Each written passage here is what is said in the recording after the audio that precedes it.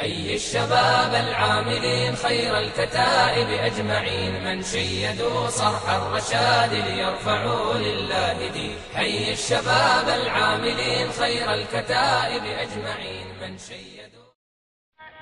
السلام عليكم ورحمة الله وبركاته. د رسول الله صلی الله علیه وسلم بارک خروات د ویلي د ليس منا من دعا الى عصبیه. رسول الله صلی الله علیه وسلم زموږ څخه نه دی هغه څوک چې خلق قوم ته رابولي، قوم پرستي کوي. وليس منا من قاتل على عصبیه. رسول الله صلی الله علیه وسلم زموږ څخه نه دی هغه څوک چې د قومیت پر نامه باندې جنگ کوي. وليس منا من مات على عصبیه. رسول الله صلی الله علیه وسلم نه دی زموږ څخه هغه څوک چې پر قوم پر محبت باندې مړ کړول سي. او دغه رنګه د جناب محمد صلی الله علیه و آله و صحبه وسلم څخه روایت دی چې رسول الله صلی الله علیه وسلم بارک وی حبک الشیء یعمی و یصم. محبت ته شي انسان ړندوي او انسان هغه کڼي، انسان ګونګ کوي. که د قوم محبت انسان باندې غالب سي هغه به نو ړوند چې حق به بیا نه ویني، تر حق به تیریږي. ګونګ به سي حق به نسي ویلی، پر حق به پټه خولي. کوڼ به سي حق به نسي اورېدلی، حق باندې به هغه غوږ نه نسي. دا هغه ټول شیان دي چې د قوم د فتنې څخه را پیدا کېږي.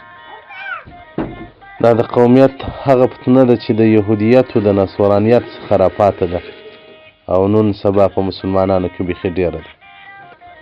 او دغه رنګه یو صحابیه وایي وایي زما پلار د رسول الله صلی الله علیه وسلم بارک څخه پوښتنه وکوله چې یا رسول الله یو څوک د خپل قوم سره محبت لري دا هم عصبیت دی؟ رسول الله صلی الله علیه وسلم یا دا نه دی. عصبیت قوم پرستي دا ده چې یو ظالم ستا قومي ته دغه حمایت وکړي، لکه دا اوس چې بعضې انسانان کوي. بس د ده د قوم خان که په هره لار کې و که په هره باطله لار کې و بس دی روان دی، خو د ده سرکرده کې پکښې دی.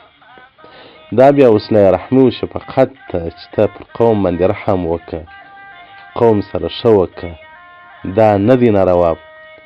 دغه چم ناروا دی چې د قومیت په وجه باندې تر حق تیر سي، د قومیت پر وجه باندې تر حق پښه واړوې، باطل ځان ته خپل کې. دغه قومیت دی.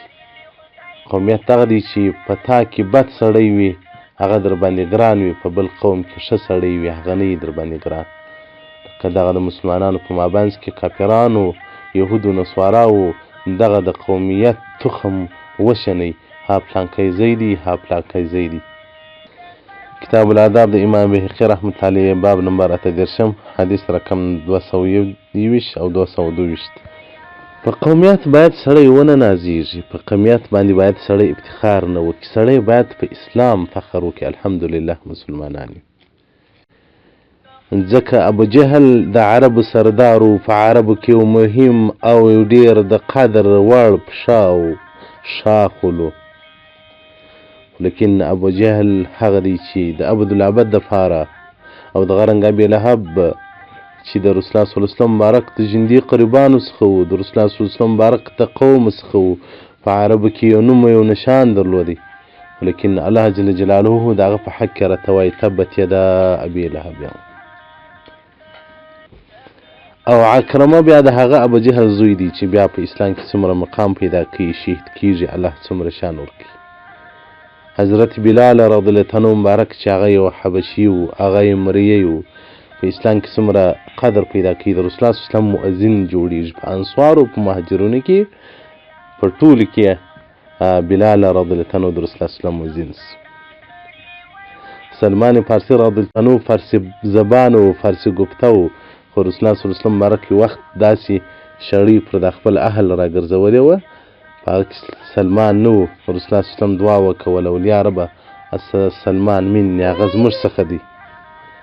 نو په ورځ قیامت به سلمان فارسي د رسول الله صلی الله علیه وسلم په اولاده، په هغه مخصوص اولاده کې جنت ته ننوځي. دا هغه ټول څه و چې د تقوا په لاس باندې راغله. نو اکرمکم عند الله اتقاه، پرهیزګاره په نزد الله، غوره په نزد الله، ښه په نزد الله هغه پرهیزګاره دی. په ورځ قیامت به الله جل جلاله بلاکی په غږ وکړي وایي زما قومیان راولاړ سي. ملایکې به هم د الله تعظیم بیان کړي، د الله جل جلاله پاکي به بیان کړي چې سبحان الله رب تا ته قوم نسته، انبیا به ووایي یا رب تا ته قوم نسته. الله جل جلاله وایي زما قومیان اتقیا متقین دي، هغه دې راولاړ سي. الله ته خو مو په متقینو کې حساب که. الله ستا فضل و احسان را باندې وکړه. ستا فضل و احسان چې پر یو چا باندې وسي، د عکرمه رضی الله عنه د ابوجهل زوی به یو وخت به د رسول الله صلی الله علیه وسلم سره په مقابل کې جنګیږي، د رسول الله صلی الله علیه وسلم سره به هغه دښمني پالي، خو بل وخت کې به بیا دومره مقام الله ورکوي د هغه نبي باندې به ایمان راوړي، بیا به د هغه نبي په صف کې شهید کیږي. دا ستا احسان و فضل. او چې ستا قهر و غضب ورباندې وسي یا رب هغه خلک مو هم تاریخ راته ښودلی دي، لکه قعب بن اشرف چې هغه د یهودو غټ عالم و، او دغه رنګه نور غټ علما چې هغه به ډېر پرهیزګاره او تقوادار انسانان ول، خو چې ستا د قهر په څپېړه وول سول، هغه بیا بې ایمانه تر دنیا ولاړل.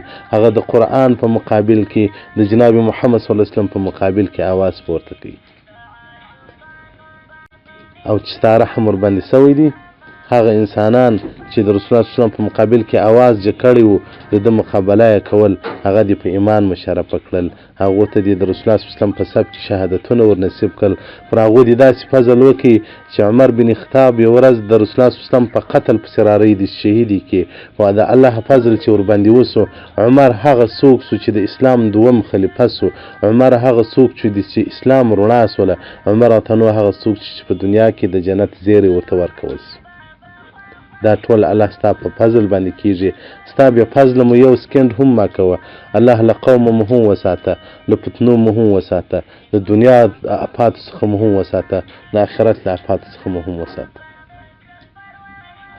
زما یوازنی دا د هجرت لامل هم دا دی چې مال په بل ځای کې چې زه یم په نورو خلکو کې یم، له قوم پرستۍ به خلاص یم، له غیبت او له شانو به خلاص یم. په خپل قوم کې خو د خلک په فتنو اخته کوي، نو محترمینو له قوم سره ډېر په احتیاط. دا قومیت یو حافظ شامار دی، خوري دی، نو ډېر په احتیاط باندې ګزاره ورسره کوي.